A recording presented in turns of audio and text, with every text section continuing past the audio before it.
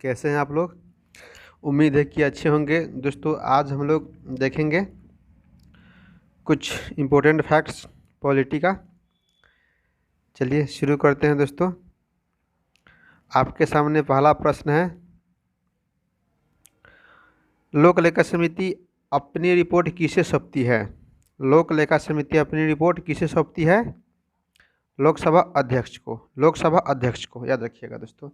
लोक लेखा समिति अपनी रिपोर्ट किसको सौंपती है? लोकसभा अध्यक्ष को। नेक्स्ट, आम व्ययों के दुरुपयोग एवं अनियमितताओं को संसद के समक्ष उजागर करने का कार्य कौन सी समिति करती है? तो लोक लेखा समिति। लोक लेखा समिति अपनी रिपोर्ट लोकसभा अध्यक्ष को सौंपती है और लोक लेखा समिति उजागर करती है जो कुछ खर्च होता है या कैसे खर्च हुआ नहीं हुआ उसके बारे में सही गलत का खर्च का ये उजागर करती है लोक लेखा समिति। चलिए दोस्तों नेक्स्ट देखते हैं। नेक्स्ट है दोस्तों, सार्वजनिक खर्च पर संसदीय नियंत्रण का कार्य किन समितियों द्वारा किया जाता है? सार्वजनिक खर्चों पर संसदीय नियंत्रण का कार्य किन समितियों द्वारा किया जाता है? वित्तीय समितियों द्वारा। यानी कि वित्तीय समिति में कौन कौन आता है दोस्तों? पराकालन समिति, लोक लेखा समिति, लोक उपक्रम समिति। लोक उपक्रम समिति दोस्तों इस पॉइंट को याद रखिएगा। सार्वजनिक खर्च पर संसदीय नियंत्रण का कार्य किस समिति द्वारा किया जाता है? तो किया जाता है वित्तीय समिति द्वारा। तो वित्तीय समिति में कौन कौन समिति आते हैं दोस्तों? पराकालन समिति, लोक लेखा समिति, लोक उपक्रम समिति। चलिए नेक्स्ट है दोस्तों आपके सामने, लोक उपक्रम समिति का गठन सर्वप्रथम कब किया गया था? लोक उपक्रम समिति का गठन की बात की जाए दोस्तों तो वह 1 मई 1964 को किया गया था। 1 मई 1964 को किया गया था। 1 मई 1964 को किया गया। लोक उपक्रम समिति का गठन 1 मई 1964 को किया गया था दोस्तों। नेक्स्ट, लोकसभा के प्रथम अध्यक्ष जीवी मौलंकर गणेश वासुदेव मौलंकर के प्रयास से किस समिति का गठन हुआ? या प्रश्न ऐसे बन सकता है दोस्तों, सरकारी उपक्रम समिति का गठन करने का प्रयास गणेश वासुदेव मौलंकर को जाता है और किस समिति को जाता है? कृषि मेहनत समिति को। ठीक है, इसको अगर देखें, लोकसभा के प्रथम अध्यक्ष श्री गणेश वासुदेव मौलंकर जीवी मौलंकर के प्रयास से किस समिति का गठन कृषि मेहनत समिति की सिफारिश पर 1964 में किया गया था? तो सरकारी उपक्रम समिति का। सरकारी उपक्रम समिति का गठन हुआ था, समिति ने सपोर्ट किया था और गणेश वासुदेव मौलंकर ने दोस्तों। इस बात को याद रखिएगा दोस्तों। ठीक है, आइए नेक्स्ट देखते हैं। नेक्स्ट है दोस्तों, लोक उपक्रम समिति में कितने सदस्य हैं? लोक उपक्रम समिति में कितने सदस्य होते हैं? तो 22 सदस्य होते हैं दोस्तों। तो बात करें 22 सदस्य होते हैं तो लोकसभा का कितना होता है और राज्यसभा का कितना होता है दोस्तों? लोकसभा का 15 है दोस्तों और राज्यसभा का दोस्तों 7 है। 15 7 22 हुआ दोस्तों। चलिए, लोक उपक्रम समिति में कुल कितने सदस्य होते हैं? 22 सदस्य होते हैं, लोकसभा और राज्यसभा। ठीक है, नेक्स्ट, लोक उपक्रम समिति के सदस्यों में से एक सदस्य को कौन इस समिति का अध्यक्ष नियुक्त करता है? लोक उपक्रम समिति के सदस्यों में से एक सदस्य को कौन इस समिति का अध्यक्ष नियुक्त करता है? दोस्तों इस समिति का अध्यक्ष नियुक्त होता है इसी सदस्य में से होता है, इस समिति के सदस्यों में से होता है दोस्तों। इसे नियुक्त कौन करता है दोस्तों? लोकसभा अध्यक्ष। ठीक है, लोकसभा अध्यक्ष ही नियुक्त करता है। ठीक है, इस बात को याद रखिएगा। नेक्स्ट, की समिति द्वारा सरकारी उपक्रम में मित व्ययिता लाने, उसके संगठन, प्रबंधन तथा उत्पादन में सुधार करने और उसकी समुद्रीकरण करने के बारे में सुझाव दिया जाता है लोक उपक्रम समिति द्वारा। ठीक है, याद रखिएगा दोस्तों, लोक उपक्रम समिति द्वारा। नेक्स्ट बिंदु क्या है? संसदीय समितियों का गठन। संसदीय समितियों का गठन किस नियम के तहत किया जाता है? संसदीय समिति का गठन संसद की प्रक्रिया तथा कार्य संचालन के नियम के तहत किया जाता है। संसद की प्रक्रिया तथा कार्य संचालन नियम के तहत संसदीय समिति का गठन किया जाता है दोस्तों। VVI है दोस्तों, इसको रट लीजिएगा। इम्पोर्टेंट और सब ये है, लेकिन दोस्तों ये टाइप का क्वेश्चन थोड़ा अगर आए तो कन्फ्यूजन में बना रहेगा, इसलिए दोस्तों इसे रट लीजिएगा। चलिए आगे। वर्तमान काल में समिति प्रणाली का विकास किस अधिनियम के तहत हुआ? मॉन्टेग्यू चेम्सफोर्ड सुधार अधिनियम 1919 के तहत। ठीक है, वर्तमान काल में समिति प्रणाली का विकास किस अधिनियम के तहत हुआ? 1919 के मॉन्टेग्यू चेम्सफोर्ड सुधार के तहत हुआ दोस्तों। फिर से दोस्तों, वर्तमान काल में समिति प्रणाली का विकास किस अधिनियम के तहत हुआ? तब मॉन्टेग्यू चेम्सफोर्ड सुधार 1919 याद रखिएगा दोस्तों। संसद की वित्तीय समिति कौन है? इससे पहले दोस्तों आया था प्रश्न इस टाइप का। तो संसद की वित्तीय समिति में दोस्तों प्रकलन समिति, लोक लेखा समिति और लोक उपक्रम समिति आएगा, या लोक सरकारी उपक्रम समिति, या लोक सरकारी समिति, या लोक उपक्रम समिति। याद रखिएगा, प्रकालन, लोक लेखा, लोक उपक्रम समिति। ठीक है, चलिए। संसद की अस्थायी समिति में सबसे बड़ी समिति कौन सी होती है दोस्तों? प्रकलन समिति। दोस्तों बिहार एसएससी के एग्जाम में सेकेंड शिफ्ट में दोस्तों प्रकलन समिति के मेंबर के बारे में पूछ लिया गया था दोस्तों। ठीक है, प्रकलन समिति के मेंबर के बारे में पूछ लिया गया था कि प्रकलन समिति में सदस्य कितने होते हैं, या केवल लोकसभा में सदस्य कितने होते हैं, लोकसभा से प्रकलन समिति में। ठीक है, तो 30 होते हैं दोस्तों, याद रखिएगा। बिहार एसएससी के एग्जाम में दोस्तों पूछा गया था, सचिवालय बिहार एसएससी सीजीएल। नेक्स्ट दोस्तों, संसद की अस्थायी समितियों में सबसे बड़ी समिति कौन है? प्रकलन समिति। इसमें सदस्य की संख्या 30। किस सभा से? तो लोकसभा से। ओनली लोकसभा का सदस्य ही इसमें शामिल होता है दोस्तों। प्रकलन समिति में सबसे बड़ी समिति है दोस्तों अस्थायी समिति। सबसे बड़ी समिति कौन है? तो लोक प्रकलन समिति है। ठीक है, प्रकलन समिति का गठन संसद के किस सदन में किया जाता है? लोकसभा। प्रकलन समिति का गठन संसद के किस सदन में किया जाता है? लोकसभा में। प्रकलन समिति का गठन संसद के किस सदन में किया जाता है? लोकसभा में। प्रकलन समिति का गठन संसद के किस सदन में किया जाता है? लोकसभा में। सरकारी अपव्यय को रोकने के लिए नियमों की सिफारिश कौन सी संसदीय समिति करती है? प्रकलन समिति। प्रकलन समिति। सरकारी अपव्यय को रोकने के लिए नियमों की सिफारिश कौन सी संसदीय समिति करती है? प्रकलन समिति। सरकारी अपव्यय को रोकने के लिए प्रकलन समिति संसदीय समिति की सिफारिश करती है। चलिए नेक्स्ट। किस समिति को अस्थायी मितव्ययिता समिति कहा जाता है? प्रकलन समिति। इससे पहले देखे थे ना प्रकलन समिति। तो प्रकलन समिति को क्या कहा जाता है दोस्तों? प्रकलन समिति को कहा जाता है अस्थायी मितव्ययिता समिति। ठीक है दोस्तों, VVI क्वेश्चन है दोस्तों। जो भी पॉइंट है बहुत महत्वपूर्ण है, लेकिन कुछ जो दोस्त हम बता रहे हैं अपने आइडिया से, कहीं ना कहीं प्रश्न अच्छे हैं लेवल के हैं। अस्थायी मितव्ययिता समिति किसे कहा जाता है? प्रकलन समिति को। अस्थायी मितव्ययिता समिति प्रकलन समिति को। प्रकलन समिति में कितना सदस्य?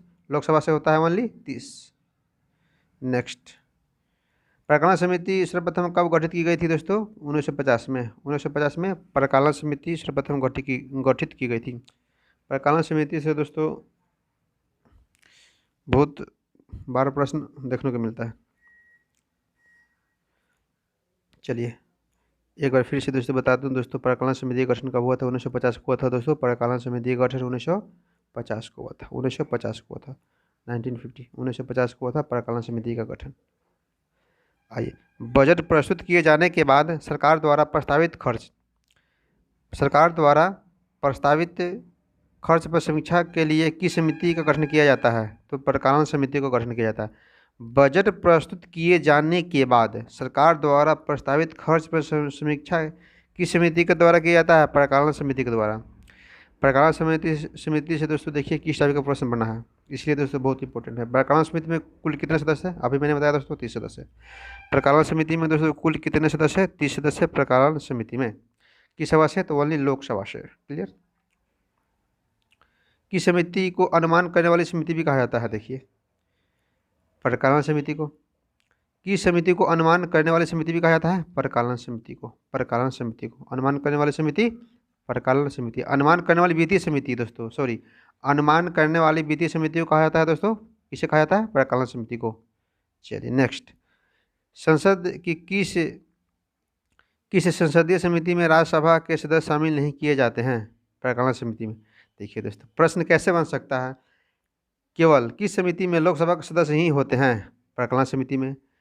संसद की समिति में, वित्तीय समिति में राज्यसभा के सदस्य नहीं होते हैं? परिचालन समिति में। परिचालन समिति में कितने सदस्य होते हैं? 30 सदस्य होते हैं। ठीक है, चलिए नेक्स्ट दोस्तों, याद रखिएगा, संसद की किस वित्तीय समिति में राज्यसभा के सदस्य शामिल नहीं होते हैं? परिचालन समिति में। इसमें किस सभा के सदस्य शामिल होते हैं दोस्तों? ओनली लोकसभा के सदस्य ही शामिल होते हैं परिचालन समिति में, वही 30 मेंबर होते हैं दोस्तों। चलिए नेक्स्ट, किस समिति को परिचालन समिति की जुड़ा भवन कहा जाता है? लोक लेखा समिति को। किस समिति को परिचालन समिति की जुड़ा भवन कहा जाता है? लोक लेखा समिति को कहा जाता है दोस्तों। लोक लेखा समिति को कहा जाता है परिचालन समिति के जुड़ा भवन। लोक लेखा समिति में कुल कितने सदस्य हैं? 22 सदस्य हैं। कितने सदस्य दोस्तों? 22 सदस्य हैं। लोक लेखा समिति में कितने सदस्य हैं दोस्तों? 22 सदस्य हैं। ठीक है, 15 लोकसभा से, 7 राज्यसभा से। ठीक है, आइए, संसद के किस समिति का अध्यक्ष विपक्ष के किसी सदस्य को बनाया जाता है? लोक लेखा समिति। संसद के किस समिति का अध्यक्ष विपक्ष के किसी सदस्य को बनाया जाता है? लोक लेखा समिति। लोक लेखा समिति का, लोक लेखा समिति का। संसद के किस समिति का अध्यक्ष विपक्ष के किसी सदस्य को बनाया जाता है? लोक लेखा समिति का। संसद के किस समिति का अध्यक्ष संसद के किस समिति का अध्यक्ष विपक्ष के किसी सदस्य को बनाया जाता है? लोक लेखा समिति। चलिए,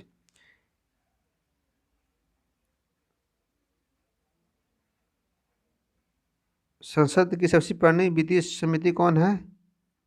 सबसे पुरानी वित्तीय समिति कौन है दोस्तों?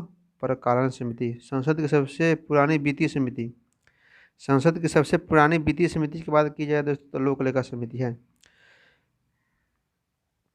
बताइए, लोक लेखा समिति का गठन कब हुआ था दोस्तों? 1921 में। लोक लेखा समिति का गठन कब हुआ था? 1921 में। लोक लेखा समिति सबसे पुरानी वित्तीय समिति है, इनका गठन 1921 में हुआ था। लोक लेखा समिति के अध्यक्ष की नियुक्ति कौन करता है? लोकसभा का अध्यक्ष।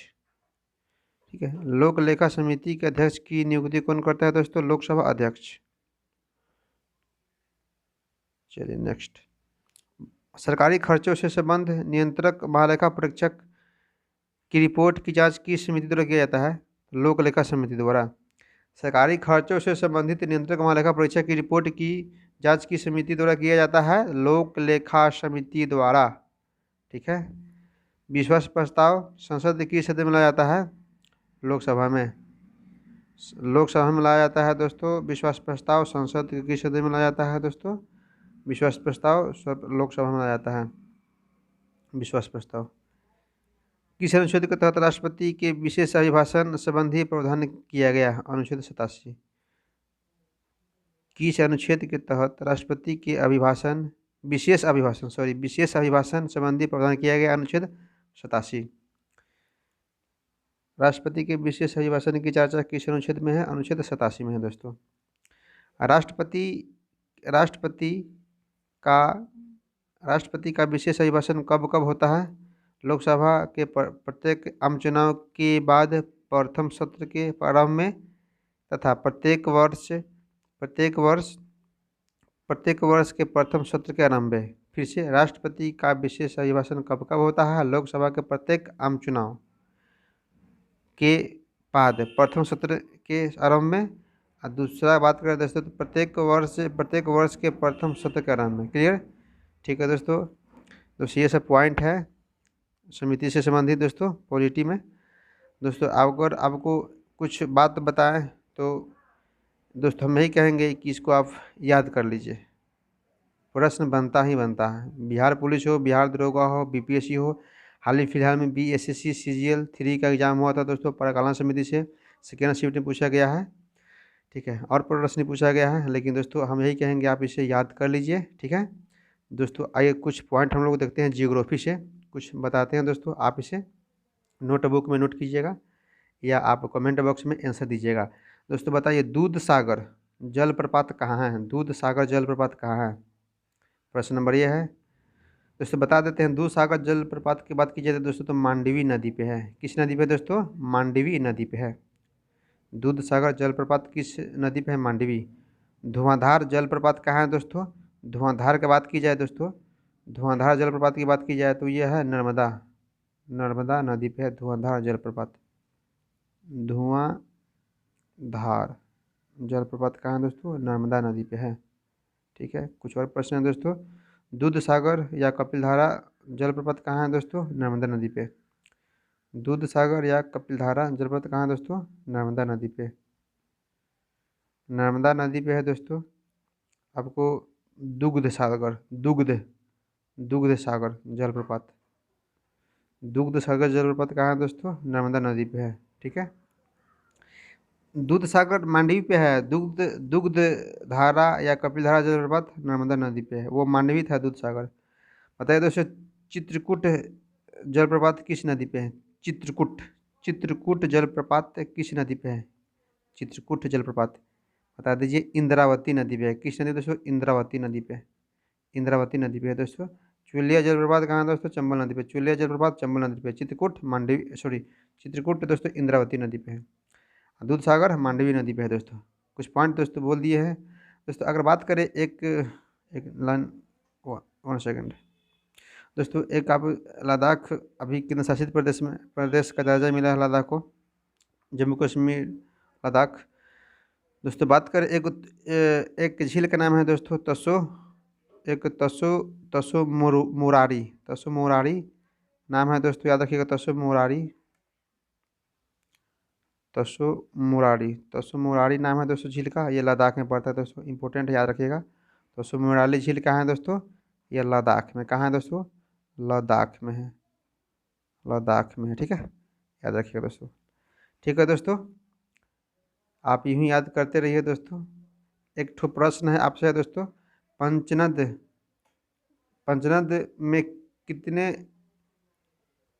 नदी सम्मिलित है? पंचनद में कौन कौन नदी सम्मिलित है?